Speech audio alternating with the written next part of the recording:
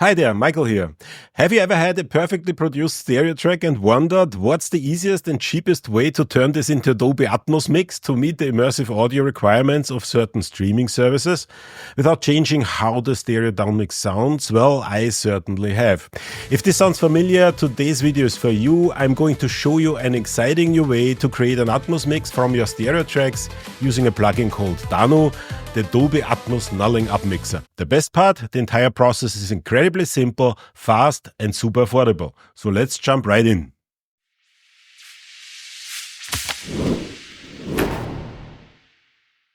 Before we begin, a quick disclaimer. Sam Hawking, the developer of Danu, is a good friend of mine and co-hosts our immersive audio podcast, Spatial Audio Monthly. You'll find a link to that podcast in the description. That said, I genuinely believe Danu is one of the most exciting developments in Dolby Atmos in a while. To our knowledge, nothing identical exists on the market today. And while plugins that allow you to achieve something similar cost hundreds of dollars, Sam's Danu plugin is available for just 29 British pounds.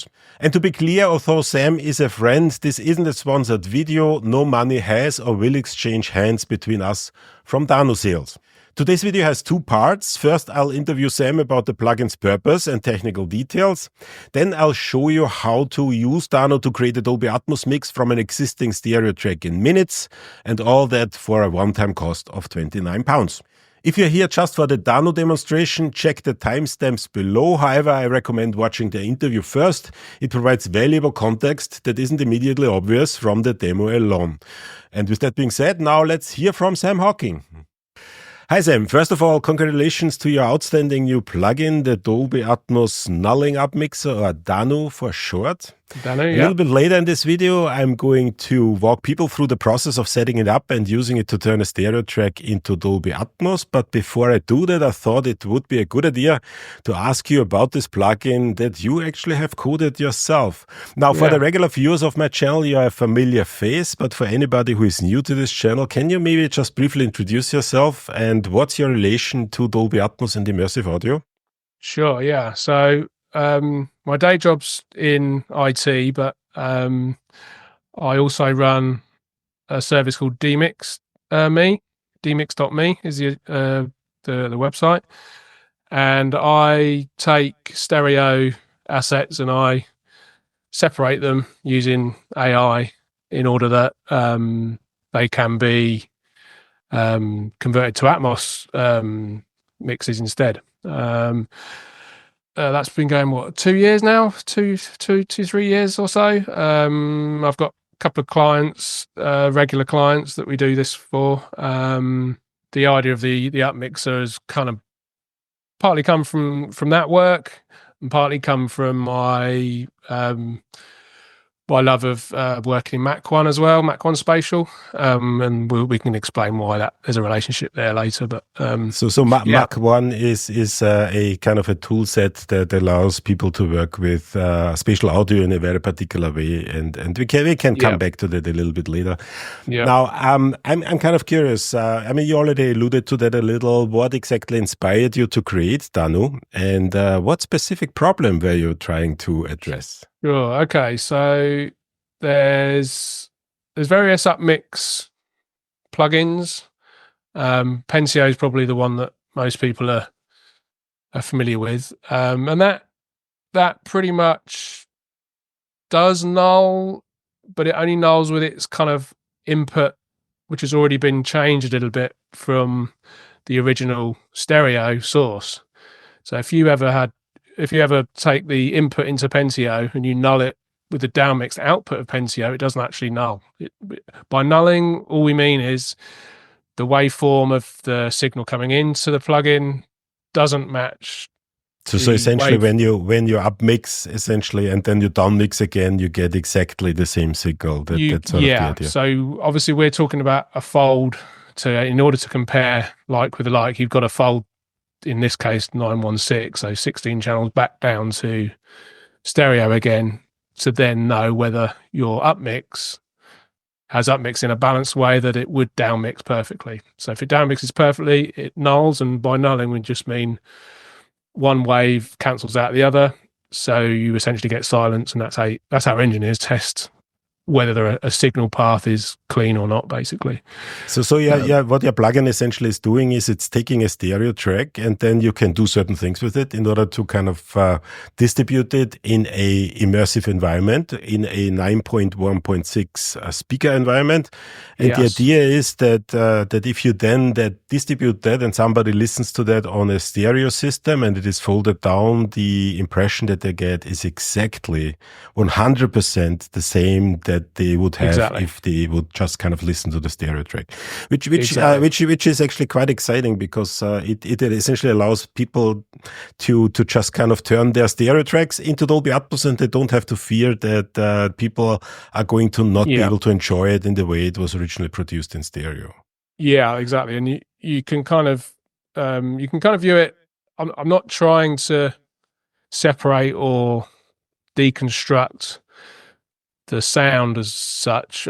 The whole idea of Dano is to kind of massage the stereo signal that you've already got and try and massage it around the room without unbalancing what the engineer originally intended in the stereo. That was the big win when I worked out how it could be done. Is it doesn't really matter when we get on to demo it, you'll see, but it doesn't really matter what you push around or move or change values of.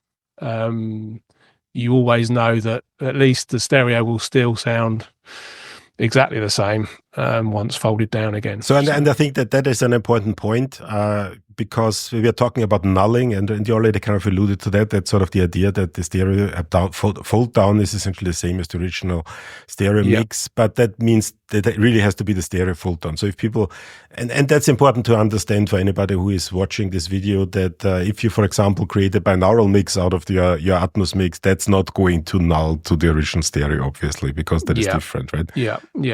I mean, you can. Actually, if you turned off the binaural mode of Dolby Atmos, for example, it does null because you've removed the binaural processing that Dolby are applying in the renderer. But you can take that to your advantage, because then you know that at least what you are binauralizing is the only part that you're actually adding to the sound. You haven't caused any destructive processing during your upmix. You've only distributed it around. So you can take areas of the. Obviously, you're still upmixing into a channel based, a 916 bed, really, a channel based mix. But you can take parts of the channel. So you could say have the LRC channels without any binaural signal, but then where things are more diffuse, and we'll get onto that later, you can make those more binaural so that they sound more spatial. So yeah, that's another. Yeah, and honestly, I already kind of thought about that. I'm probably going to make a couple of more videos in the future, because there are many kind of nuances there where you can actually really use your plugin in order to do something new and meaningful and really elevate your stuff. So what I'm in this video, what I'm going to kind of go through is just the setting it up and kind of doing the regular kind of upmix in order to create a Dolby Atmos version of a stereo sound that essentially sounds exactly the same as the original stereo. Now, you already kind of talked a little bit about diffuse signal, so I'm kind of curious. You will see later when I'm going through this plugin, you have this direct signal and diffuse signal. So can you maybe kind of walk us a little bit through this signal flow?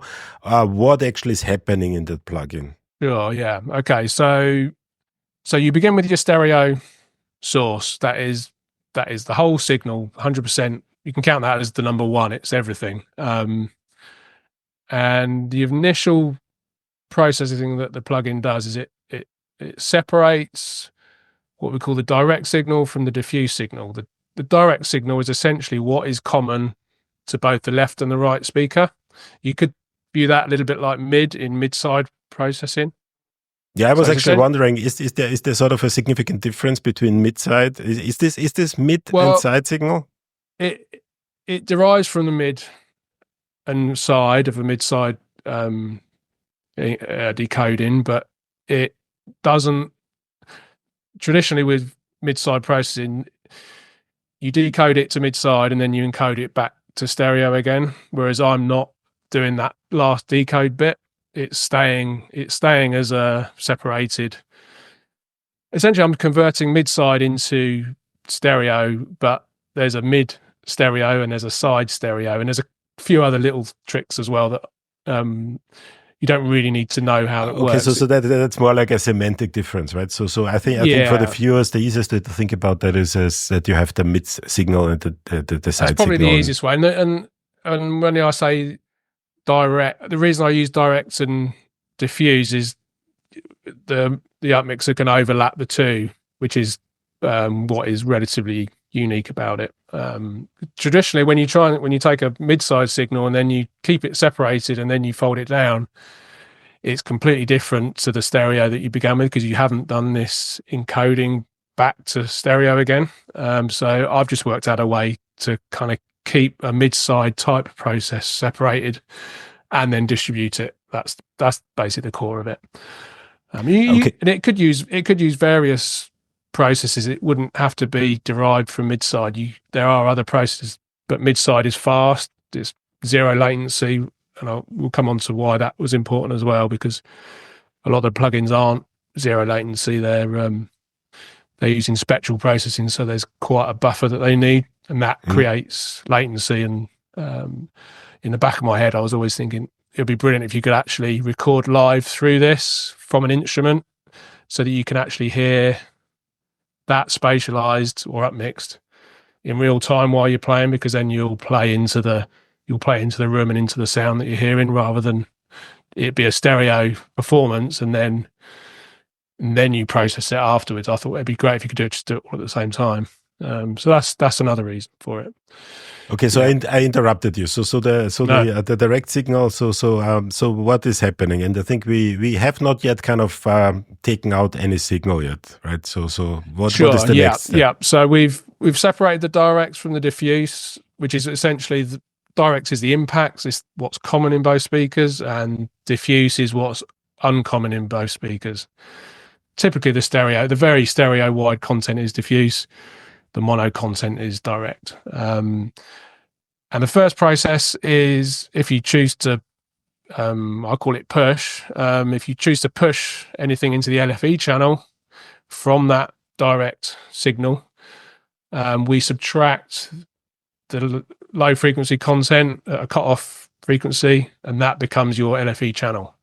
So everything's subtractive. I'm not adding LFE. I'm not generating subharmonics. I'm not doing anything to the signal. All I've done is say I've got this. In this case, it's the kind of the mono common signal in both speakers, and I'm pushing out some LFE into the LFE channel, and the rest of it is staying behind in the. You could consider it still the stereo sort of content.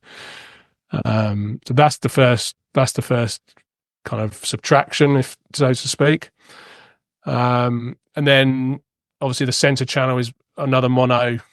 Even though all speakers are mono, you can see that surround and the heights are really stereo pairs. So we take the center channel out next. That becomes your center push. So you can push some center signal to the center speaker, and that's got a shaper on it, which is just a kind of a frequency curve that moves up and down, so that you can hone in on a vocal or an instrument that you want to isolate. So if people want to essentially move the vocals into the center, they essentially have these controls, and we're going to look at them a little bit later, that allow you to kind of zoom in on that vocal range and then kind of push that vocal range into the center speaker, right? That's right. Yeah. And there might be some more modifications to that to give you even more control. At the moment, it's what's called a bandpass, but we could have it so that it's high and low, that you can adjust sort of separately. But there's some other things to do first. So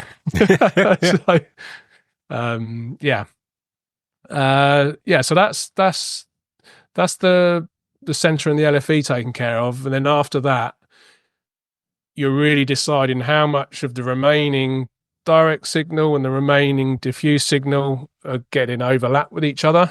So how much you want to kind of I call it direct push, which is the big dial, which we'll see. The direct push is saying how much of the direct impacts the mono signal do you want to push out into your surrounds and into your heights, because that would move, if you were imagining the sound field moving around, the more direct signal you push to the surrounds and the heights, the more kind of enveloping it's going to become. Might not sound as good, you don't know, but that's the whole point of an up mixer, is you can adjust this to find the sweet spot where it will sound good. So yeah, and then there's other controls kind of around that direct push where you can decide how much do I want to move the diffuse signal front and back in the room separately. How much do I want to kind of balance the tilt of, do I want the impact to be towards the front of the room and louder, or do I want the impact to be towards the rear of the room and louder, or more level? Which we'll get onto when we demo it. And yeah, then that's pretty much the core of it. You could imagine it. You've got like this balloon, this round balloon in the middle, which is you, where you are in the room, and you can kind of imagine it a little bit like you're kind of stretching the balloon towards the speakers that you want. But you haven't just got one balloon, the stereo balloon. You've got a direct balloon and a diffuse balloon, and they can both be massaged in different ways. And just to repeat what we've already kind of said a lot of times, essentially the main idea is that whatever you do at the end, if you fold it down, it comes to exactly the same stereo signal again that you started with. Yeah. So you can massage that three-dimensionality of your audio, the immersive feeling of your audio, without disturbing the stereo signal at all. Yeah. So yeah, because you could potentially create a terrible Atmos upmix, but your stereo downmix will still be perfect. Yeah, I'm actually going to go through that because it, kind of in the demo that I'm going to show a little bit later, because the downmix is always going to be the same stereo. When we push this or when we change the dials and we kind of change the parameters, we're actually not going to hear any difference whatsoever. It's because it's going to stay exactly the same. So this is actually one of the reasons why I recommend that if you're working with Danu, for the viewers out there, if you guys are working with Danu, you need to have some sort of a setup that allows you to actually monitor the three-dimensional nature of your field. So this is a little bit difficult to do with headphones only. Yeah, on two speakers, you can only go by some visual visualizer. Obviously, if you're fortunate enough to have speakers, then you will hear the difference, because you are physically moving the intensity of the sound around. Whereas in headphones, the intensity is always balanced, which is the way to look at it. Yeah. So I'm kind of curious. What do you think are some very specific scenarios where you think that Danu would particularly be useful? So if people out there are kind of watching this and wondering, is this something for my workflow? What would be the perfect workflow where this would be super useful? Sure, yeah. I mean, it wasn't designed so much to just upmix a song and publish it to Atmos. That wasn't my initial intention. I mean, it will be used for that, because I think it will be good at that. 3/4 of all the content you're ever going to create in immersive, or especially Atmos, will begin as mono or stereo stems. Even, regardless of perhaps me demixing them using AI, or you're having the assets as stems from the session. There's only so much you can kind of immersify or make spatial in Atmos as such, because of you've only got a certain number of plugins that would allow you to process things in a 916 way. Upmixing is a way to kind of say you had a lush synth kind of stem sound. You say, this would be brilliant if this could be kind of made bigger and pushed into the room more. You could just put Danu on that to just spatialize that synth to get it into the room, knowing that you're not going to screw up the sound of it, because It won't change its waveform, its structure. And once if you're mixing in a way that you derive the stereo from the Atmos, then Danu's definitely good, because you know that if it felt good in the Atmos room, it's going to sound good on stereo because it won't change it. So that's the main scenario I was thinking of when I was developing it.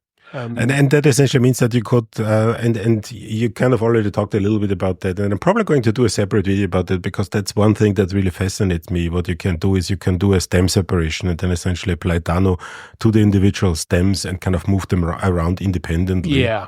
And each stem would sort of, once again, fold down exactly, which essentially means the entire kind of thing would fold down. Because you would have, I mean, traditionally you would have, like, vocals and drums would be very front wall based, but then some instruments you would pan out in Atmos. Well, you could kind of use Dano pushing stuff to the front wall, and then you could have other Danos pulling stuff more to the rear.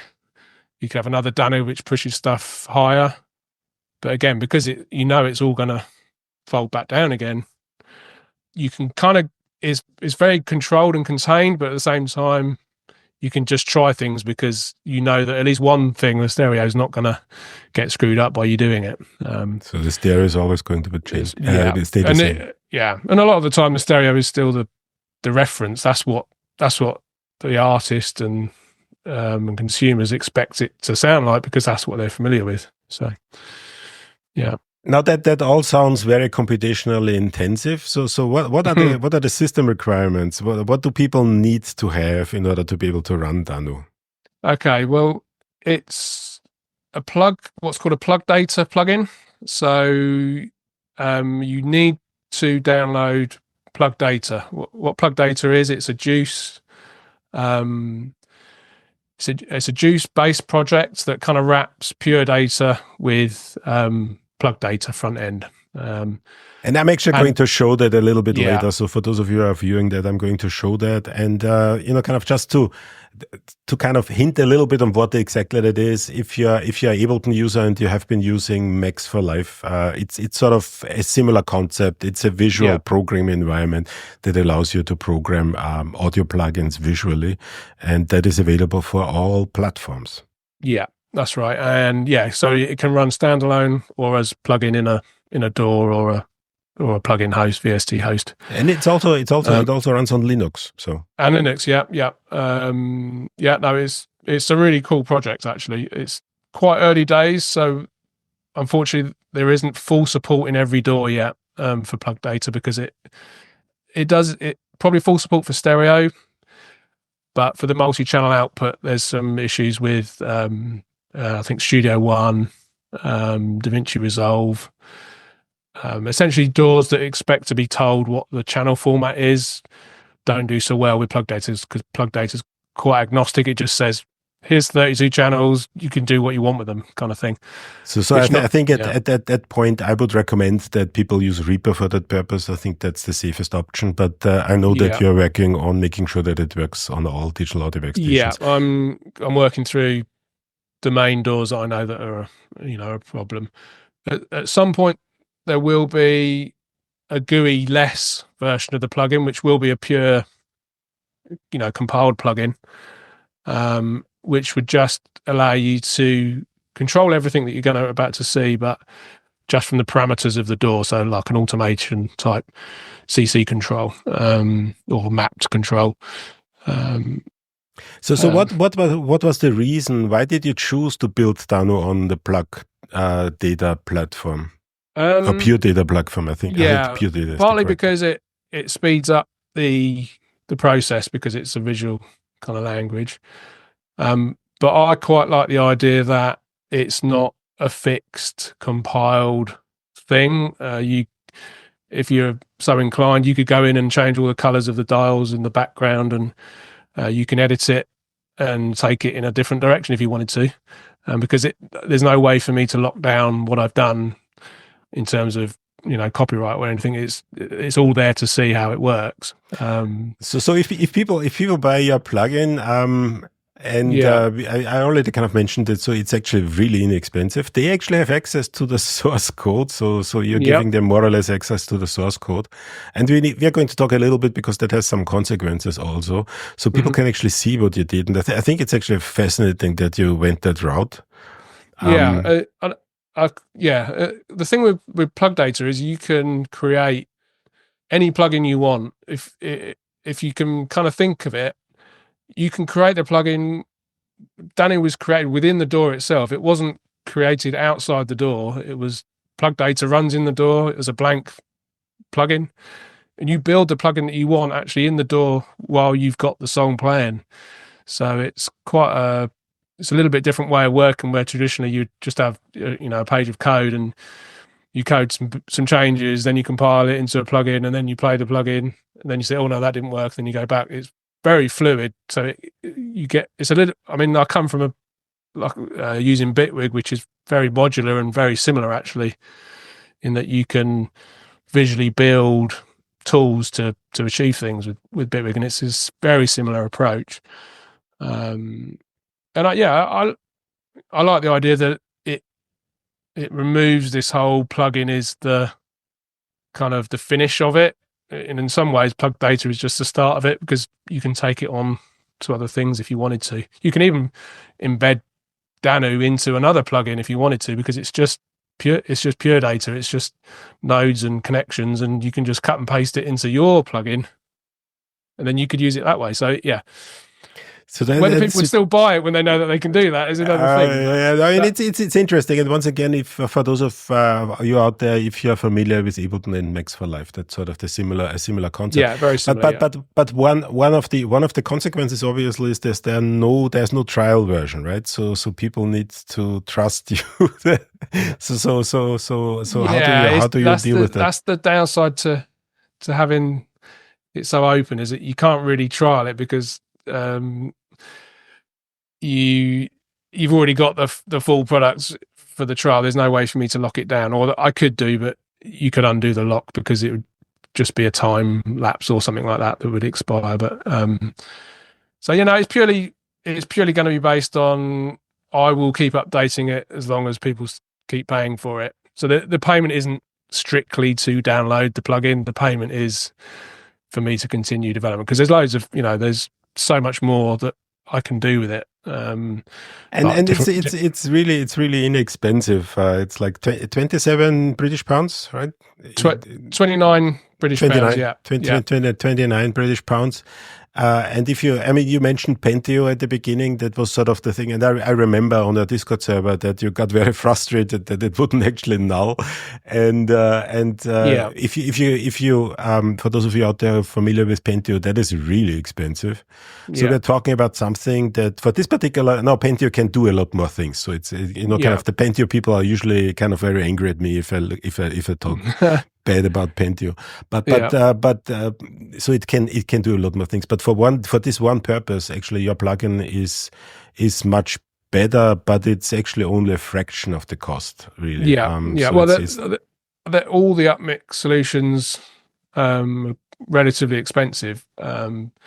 It's fascinating, actually. I think you can't really get away with anything below 400, 500 bucks, right? So, and when you can get the whole of Fiedler Dolby Atmos Composer for less than just the upmix plugin, then something's not quite right there. So I'm not in it to make money.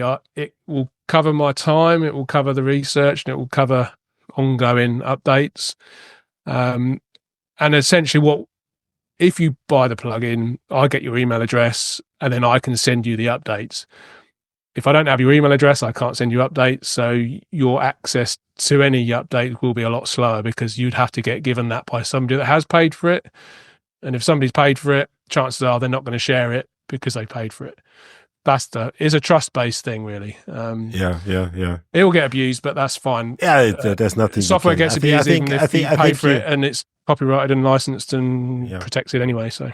Yeah, I think you did the right. You kind of did the right thing there, kind of, and the only way around that is simply to make it so affordable that it doesn't really make a lot of sense to actually kind of pirate the software, because it's just too inexpensive. That it's much better to just kind of get directly in touch with you and get that plugin directly. Yeah. So I honestly really like that.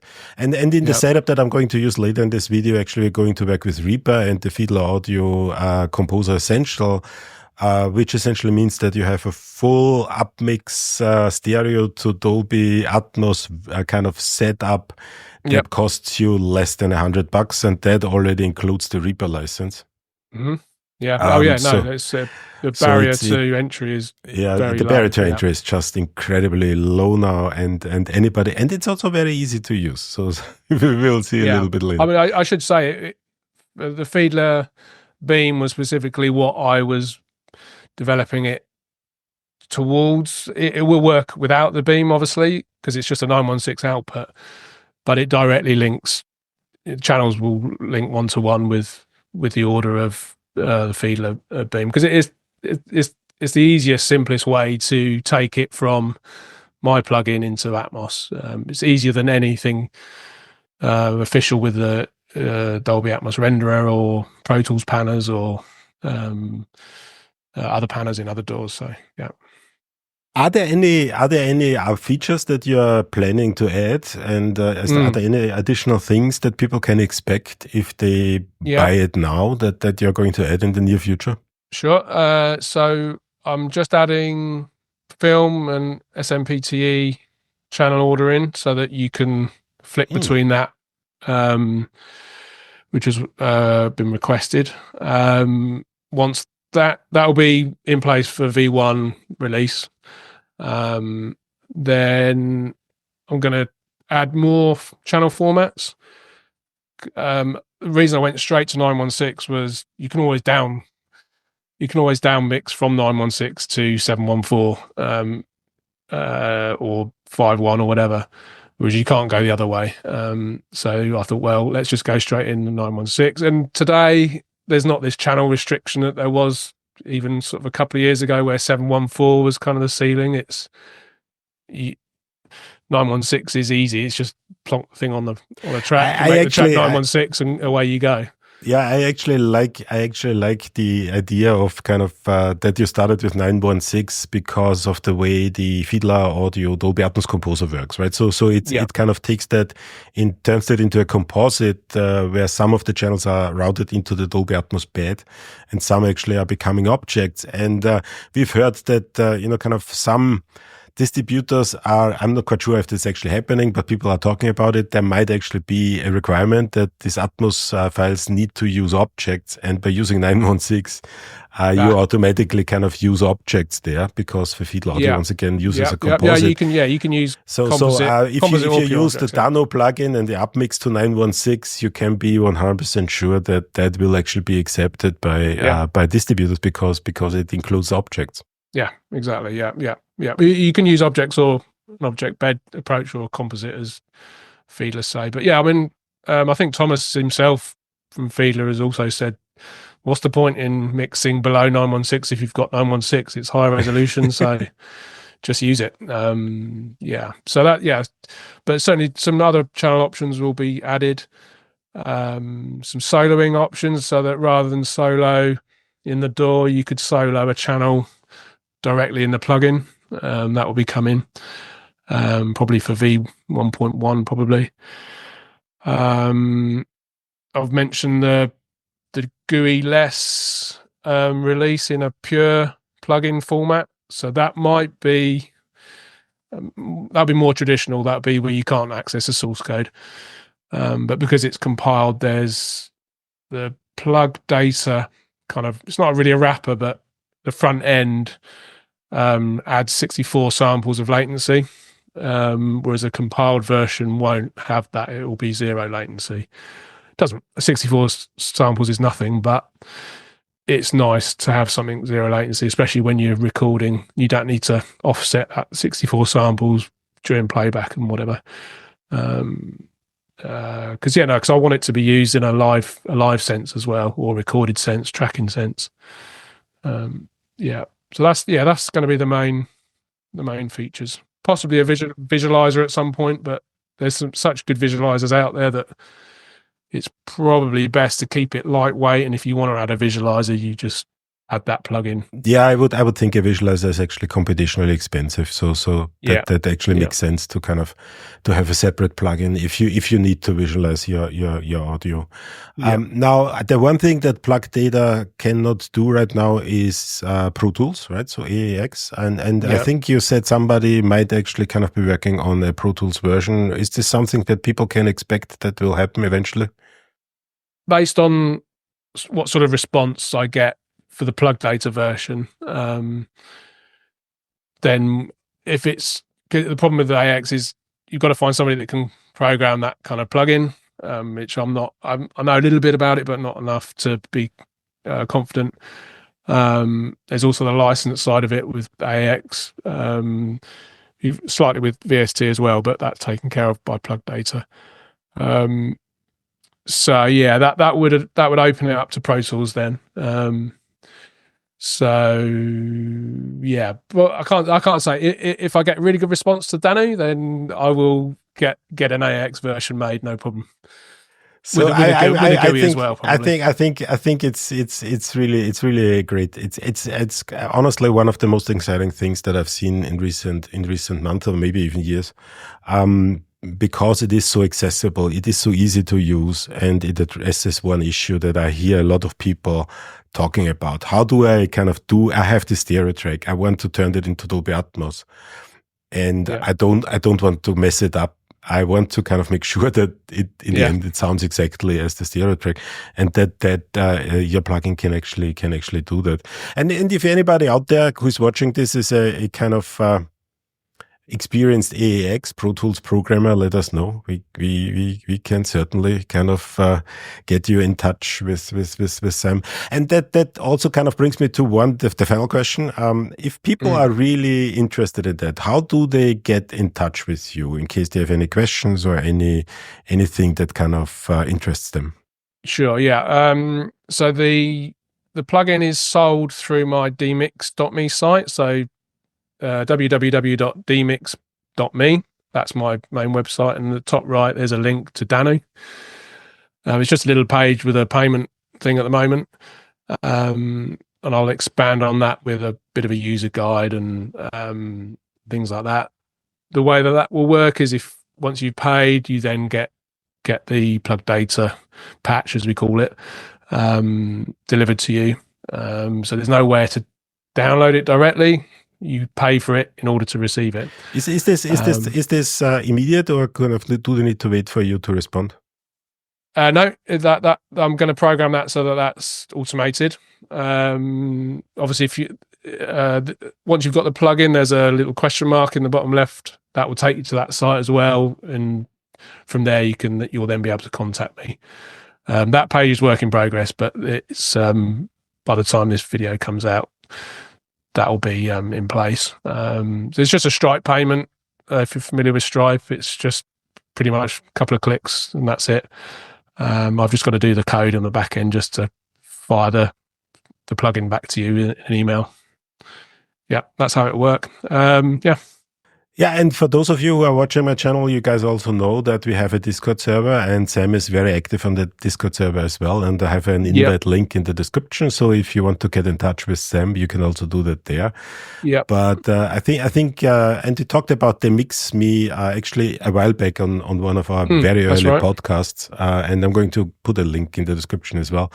That by itself is a very interesting service that Sam provides. So kind of definitely check that out.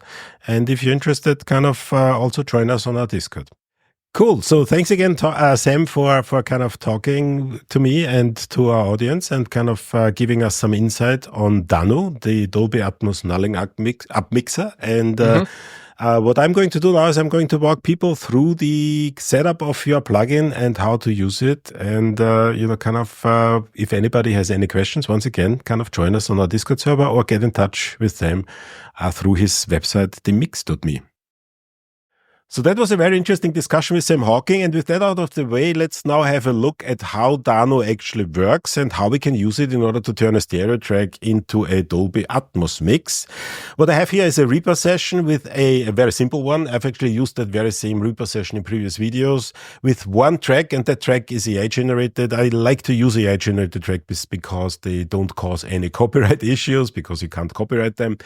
But what we want to do here is we want to turn that stereo track into Dolby Atmos. And what I've done here, I've already prepared a little by using the Fiedel Audio Dolby Atmos Composer. If you want to know how exactly that works, I did a video around Christmas where I actually showed you how you can use the Fiedel Audio Dolby Atmos Composer Essential, which is the free version of the Fiedel Audio Dolby Atmos Composer, in order to create a Dolby Atmos mix. And we're going to use that here as well. So the only thing that we need to do is we need to take the Dano plugin in order to upmix our stereo track into a multi-channel audio track that we can then feed into the Dolby Atmos Composer. So let's first have a brief listen what we have. And the way this is set up is that I have the stereo track here on this Reaper track. This Reaper track is a 16-channel track. On this 16-channel track, there is an instance of the Dolby Atmos Beam plugin Essential that is set to 9.1.6. And this Beam plugin then routes the audio into the Dolby Atmos Composer Essential. Here we have the 16 channels. So this is in Fiedel Audio speak a composite. So it combines the Dolby Atmos bed as well as some object channels. And what I've done here is I've actually set the monitoring to 9.1.6 because what I want to do is I want to really kind of also add a binaural rendering here at the end. And for binaural rendering, I used the binaural renderer for Apple Music from Audio Movers, which is a really nice one. So what we hear now is the binaural downmix of the stereo file as it would be sent into the Dolby Atmos Fiedel Audio Dolby Atmos Composer and then converted into binaural. So let's turn off the audio for a second. Now, there are a couple of things that I need to mention here, and that is, even though the Dano is a nulling up mixer, meaning that it nulls, there are certain configurations that need to be set in order to make sure that it actually nulls. So in this particular case, this will not null simply because we're doing a binaural downmix. And the reason I'm doing a binaural downmix is primarily just because I want to see the individual meters here in the Dolby Atmos Composer Essential so that we get an understanding about where exactly that audio is routed into. And because I've set it up like that, just be aware that it is not going to null completely. It's going to stay pretty much the same, but it is a binaural downmix, and binaural downmix don't null. So what we need to do really is only once we've purchased the Dano plugin and downloaded it to our computer. It's actually a patch, a Pure Data patch. What we need to do is we need to install the Plug Data plugin, because this Pure Data patch is a patch that we need to load into the Plug Data plugin.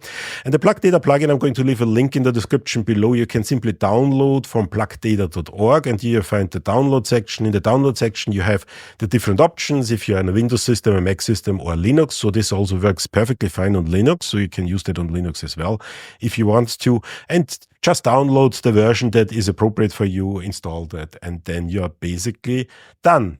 So the next thing we need to do is we need to simply load the Plug Data plugin, and this is important. So we are not really loading the Dano itself. What we are loading is we're actually loading the Plug Data plugin. So let's add one here. So plug, and we have here Plug Data. Let's do the effects version here, because we want to use that as an effect, obviously. So we have here Plug Data FX. It doesn't really make any difference which version you use. I'm using the VST3 version here. I'm going to add that. Now, once I add that, I get the interface of Plug Data, and what I now need to do is I need to open that patch. And if I've already opened it before, it's going to show me the patches that I've used before. Now, in my particular case, I actually just downloaded the very latest version of Dano. So what I'm going to do is I'm going to open that patch again, and it sits here on my desktop. It's the PD file. That's the one that you get, and we open that. And as soon as we open that, we get the interface of the Plug Data, of the Dano plugin within the Plug Data plugin. So let's play our audio and play around with the Dolby Atmos Nulling Up mixer to see what we can do and how we can move our audio around in three-dimensional space. But for that, I first need to move the Plug Data plugin in front of the Dolby Atmos Beam plugin, because after the Dolby Atmos Beam plugin, the plugin has no effect, because the Dolby Atmos Beam plugin, once again, is going to send the audio from this particular track into the Dolby Atmos Composer directly. And once again, if you want to know exactly how that works, I recommend that you watch my video where I walked you through the process on how to set up the free version of the Dolby Atmos Composer. And then let's just play the audio. And what I'm going to do is I'm going to simply open up the Dolby Atmos Composer Essential so that we have some idea about the audio that is going into the 16 individual channels. So here we see the incoming audio. And the way the Dano works really is very, very simple.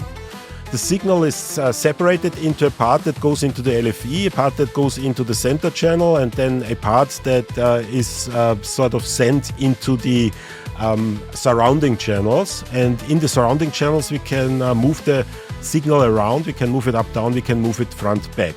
So the first thing that's happening here is that there is the LFE push. That is the control that pushes the signal into the LFE. If I set that to 0, for example, then you see that there's no signal coming in the LFE. If I set that to full, essentially I have full signal here in the LFE. I can change the cutoff frequency if I want to, and I can also change the Q value if I want to. So let's kind of bring that maybe back to where it was. After the LFE is subtracted and sent into the LFE channel, the plugin then takes the center from the direct signal and pushes that into the center. So we have the same thing again. If I set that to 0, you see that the center channel here is kind of disappearing. If I'm adding center information, then the center channel comes back. And then there's also a shape option here, and this shape option allows you to change what portion of the center or what portion of the direct signal is sent into the center channel. And the main idea really is that you can, for example, focus on the frequency range that holds the vocals, so that you, for example, can have a center push just on the vocals alone. So we can move around with that. It's not going to have a huge effect. It's one of the more kind of finer tunings that you can do. So once we have removed the LFE signal and the center signal, we have the remaining direct signal and then the kind of the surrounding signal.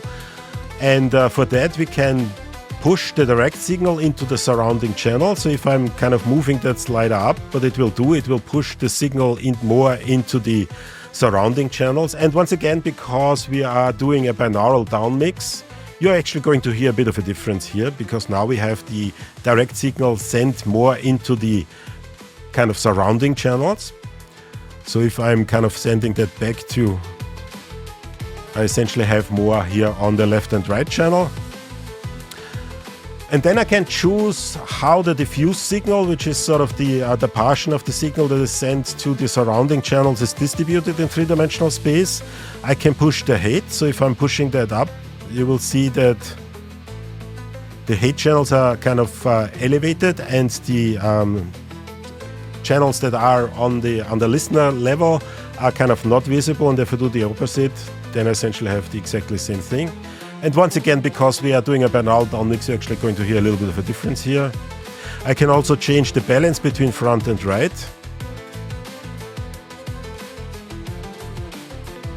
For the high channels. So now I have more on the front high channels, and now I have more on the back high channels. And then finally, I also have the diffuse fields that I can, or the diffuse signal that I can push to the front or to the back. And that's actually fairly self-explanatory. If I kind of move that to the left side, I have more signal in the front. If I move that to the right side, I have more signal here in the back.